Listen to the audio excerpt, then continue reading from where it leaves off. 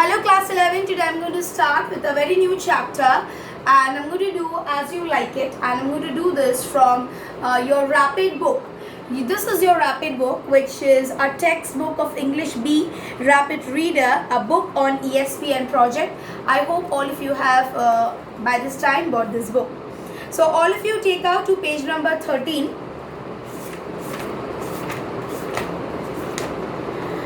And here the story starts. The story begins at a time when France was divided into provinces or dukedoms. In one such province, there was an usurper. Who was an usurper? Any person who takes up the highest position through illegal means can be termed as an usurper, who had disposed and banished his elder brother, the lawful duke. So the story begins from a time when France was divided into dukedoms, and in one such provinces there lived a younger brother who wanted to take up the place of the elder brother illegally, and so he had banished his elder brother. The duke, who was driven away from his kingdom by his younger brother, retired to the forest of Arden along with his faithful followers. So the duke, who was banished by his younger brother, he retired to the forest of Arden along with his other faithful followers.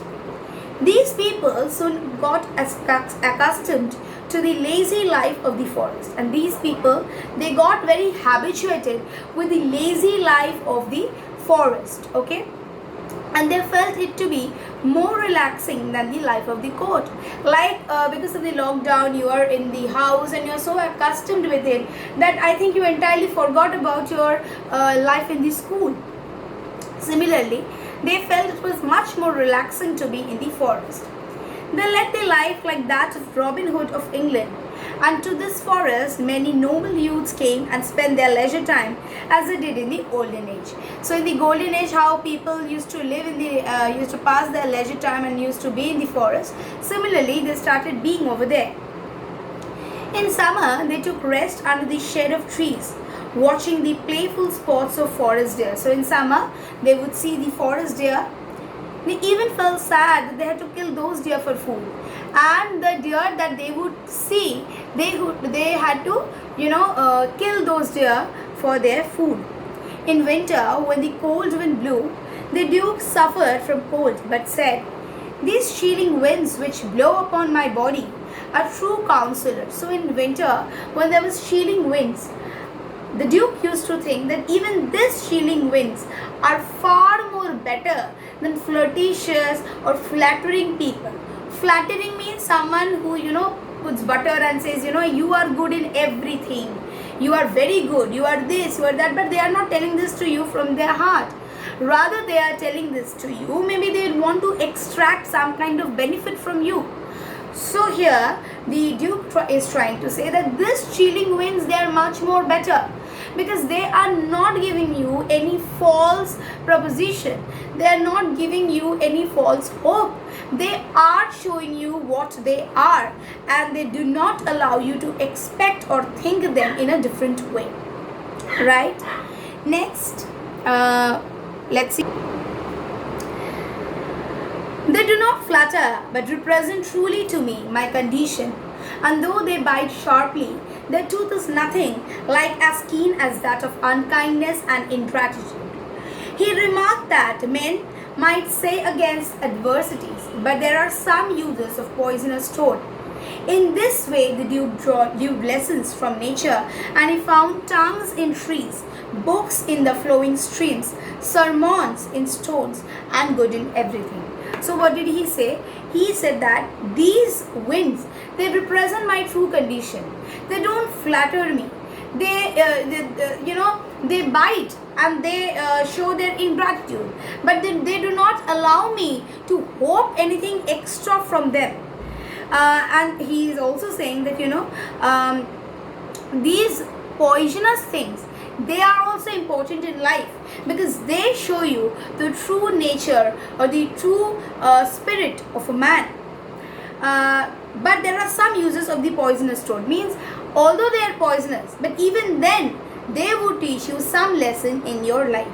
So like this, he kind of drew lessons from everything, as if the trees had tongues and as if they could speak, as if there's book in the flowing streams, sermons as if many kind of a religious prayer written on these stones. And he tried to extract good in everything that he saw. The banished duke had a daughter named Rosalie, and like her father, she was also thrown out of the dukedom. But she still remained in the palace, being the companion of Celia, the present duke's daughter. So Rosalie was the daughter of the elder duke, who still remained in the palace with Celia.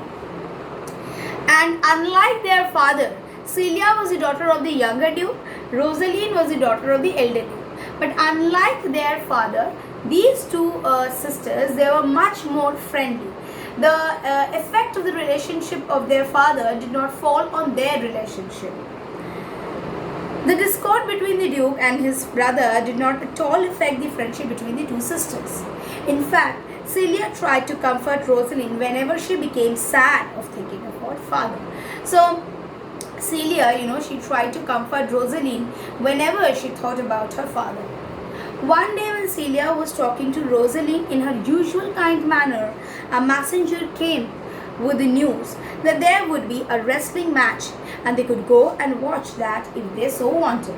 Celia agreed to go, thinking that it would amuse Rosaline. So one day when Celia and Rosaline, they were talking to each other, there was a messenger who came there and informed that there was a wrestling match going on. If they want, they could also see that. And during those days, wrestling match was one of the it used to give entertainment. It was a kind of entertainment for them. And Celia thought that it would drive away the sad mind of Rosaline, and so she decided that she would go. During those times, wrestling matches were viewed by noble ladies and princesses, being a favorite sport of the princess. But here they thought that they would face a tragedy, as a practiced wrestler was to fight an inexperienced young man. But this wrestling match was a bit unique. Why? Because here the experienced wrestler was about to fight with someone who was not at all experienced.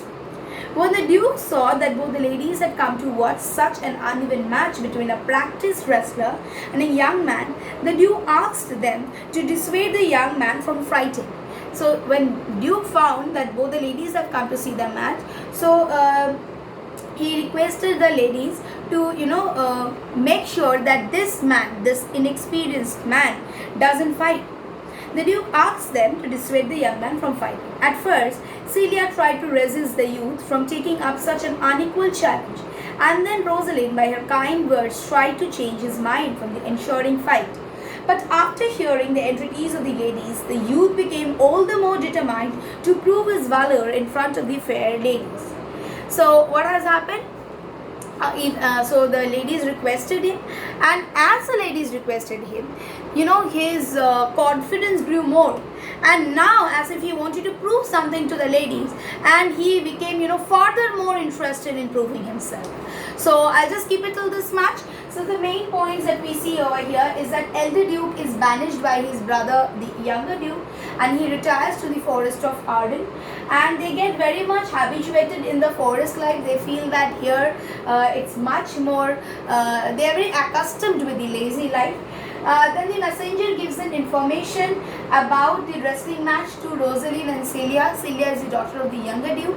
Rosaline is the daughter of the elder Duke, and this is one of the unique wrestling matches because here the experienced wrestler was about to fight with the inexperienced wrestler. So I'll keep my video till this much. In my next video, I shall continue with the next portion of the same play As You Like It. Thank you.